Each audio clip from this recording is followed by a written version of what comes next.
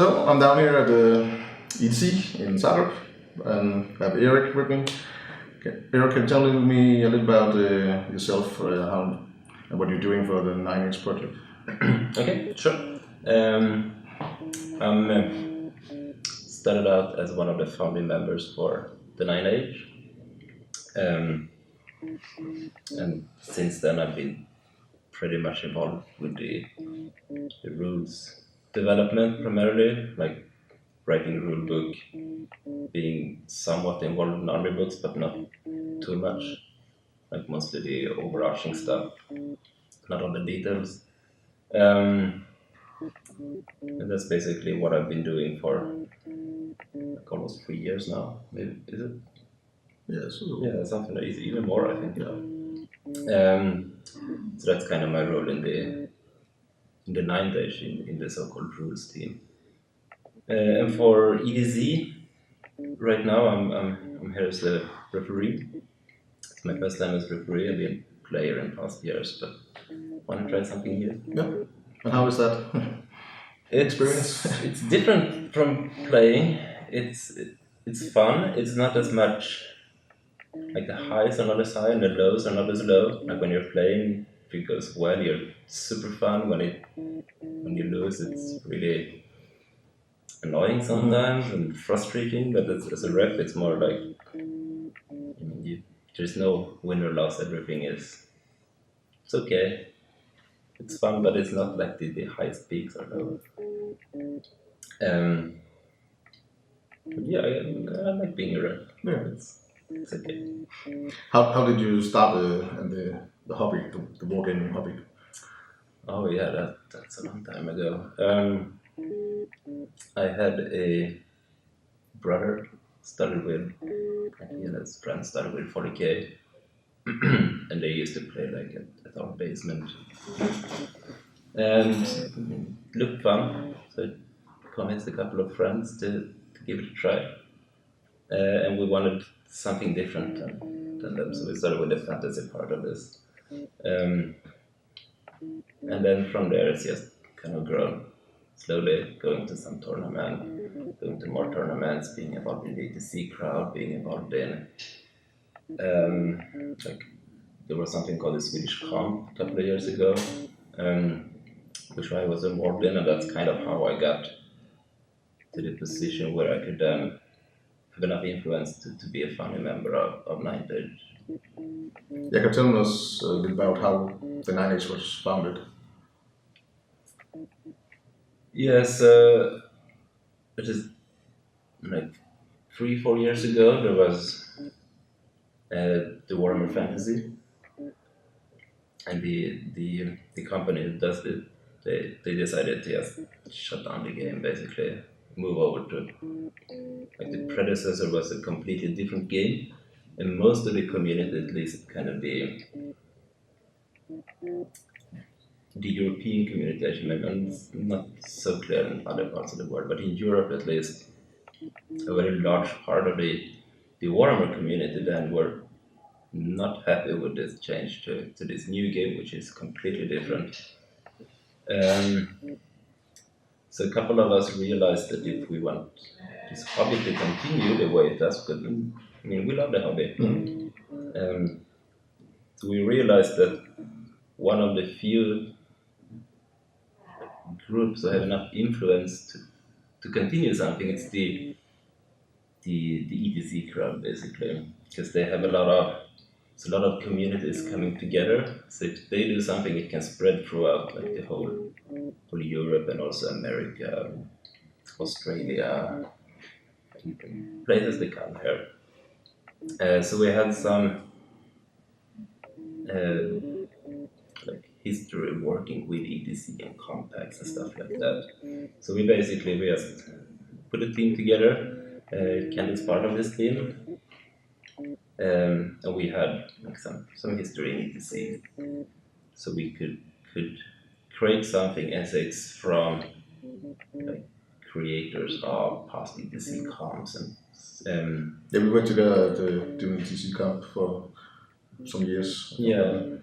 And you did your Swedish camp. Yes, and then we also had a Swedish comp, which basically everyone who didn't like the ETZ comp, they used the Swedish comp instead. So we can combine them and say it's from the Swedish comp and the ETZ crowd, and that way we can gather a lot of people and get like the starting, getting over like the threshold needed to get something going. And once you're there, like we were, I think at the beginning there were a lot of like competing small projects. Oh. So, and our aim was basically just to unite the community, to not have this divided community where everyone, each town is playing their own game. Because a lot of the fun, at least for me, is this social thing where you meet new people, you play with people from different towns, from different countries. That's a lot of fun, and you can't do that if you have a fractured community. And so that's why we wanted to create something that a lot of people could get behind, and we thought that like ETC and Swedish Comp, having those two big names behind us was a good move to make this happen. Yeah, but you see it.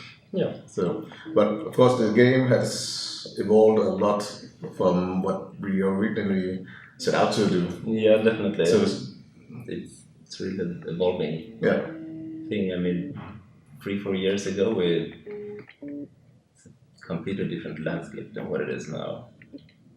Back then, we were like 5 guys, and we got a 6th pretty soon. And now we're like 300 people working on this. Back then, there was like, I think, only Europeans basically, but now we have from like all over the world. And people in different parts of the world, they have kind of different ideas of what to do, where the game should develop. So yeah, it's an evolving thing. but also it would be funny to see so many people playing here, like 288 people playing the game. Yeah, you start to help mate. Yeah, the first time I went to ETC after when it was 9th, it was kind of overwhelming even. Yeah. They're playing my game, that's so awesome. Okay. Do you have any like rule you have made you came up with that you're like proud of? Oh, that's how much, so many rules. Yeah. Yeah, I mean, that's a hard question. I have many rules which I'm not proud of. Okay.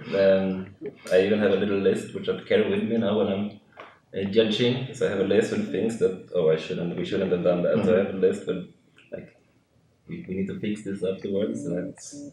Yeah, I was chatting to Wilhelm last night, and he told me he talked to you about the Frenchy.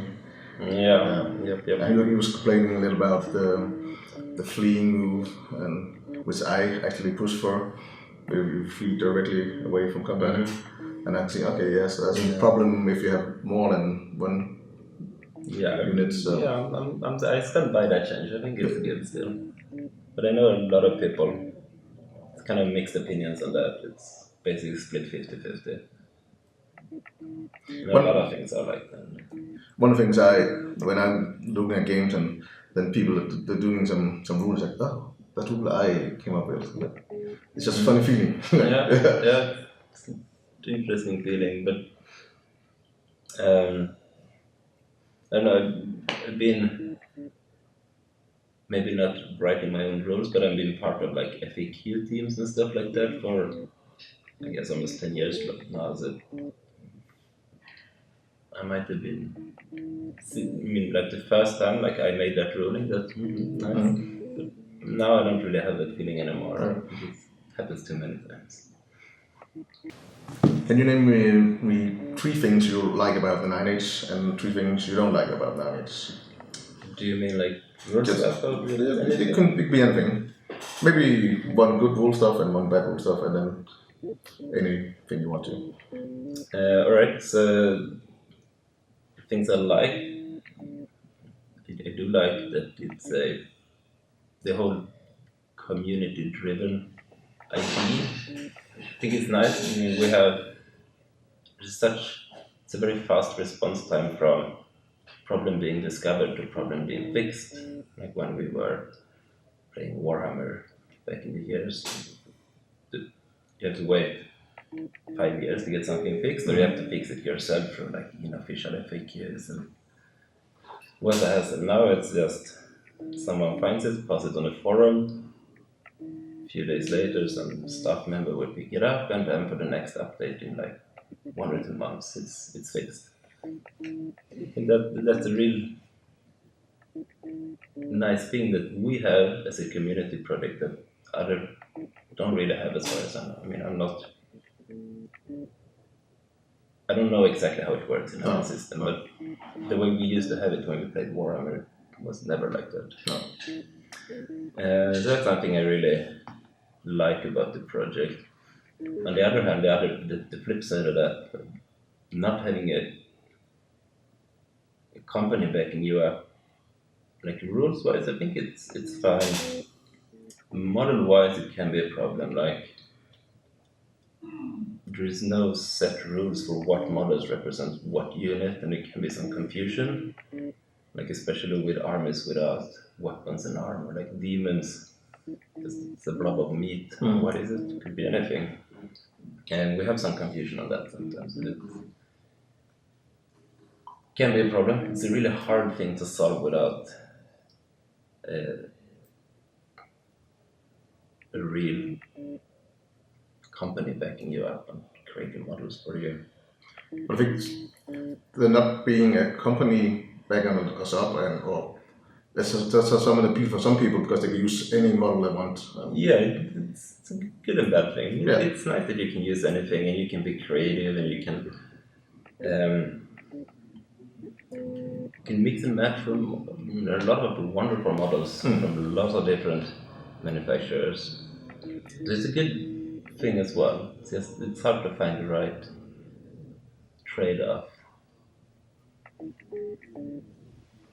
I mean, rules-wise, if you want to get into specifics, we have a lot of problems with like abusive stuff with making units impossible to charge. Like, you place 2 units in front of an enemy unit in certain angles so they can't really align to the charging unit, and suddenly you have blocked an enemy from moving forward with just 2 units straight in front of it. It looks super silly, and so a lot of people aren't really happy with the rulings because they don't feel right. It doesn't. Yeah. But I remember that problem in the old game also. Yeah, we tried to fix it, but there are still some small loopholes left, so it's on my list to do, so hopefully it will be fixed.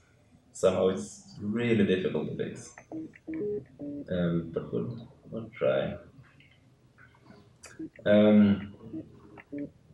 For rules I do like, if I have to pick one recent change is the magic phase. I think we did a really good job there, and most people seem to be happy with the changes. I think it works better than I thought it would, honestly. Like, we wanted to create something new, something unique, and we had no real experience in doing this, like from scratch in this way. But really, we had lucked out, I guess. But that's like the whole magic phase, flux card and build tokens and that stuff. Something I'm pretty proud of. I know, was there 3 things? I don't know. I didn't count. Maybe. Anyway, I don't think I have any more. And you have to go in to judge. Yep, new game starts soon. Yeah. So thank you for talking to me, and thank you for the work you have done for the project. Yeah, thank you. So, bye.